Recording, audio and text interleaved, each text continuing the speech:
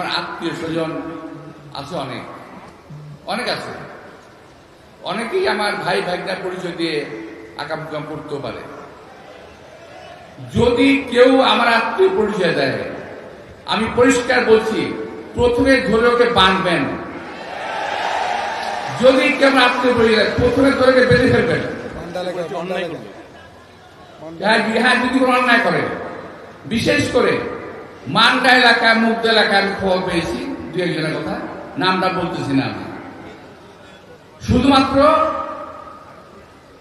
কোনো ক্ষতি না করে হাত পা বেঁধে আমাকে খবর দিবেন, আমি নিজে হাতে থানায় দিয়ে দেবো, পুলিশে দিয়ে দেবো।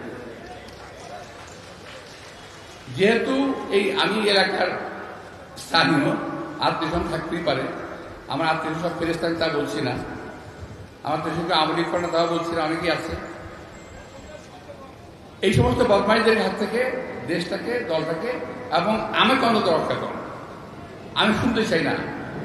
আমি কিন্তু আবারও বলছি, যার কথা বলছি তার কানে কথাটা যাবে, যাদের কথা বলছি তাদের কানে কথাটা যাবে, বলে দেবেন।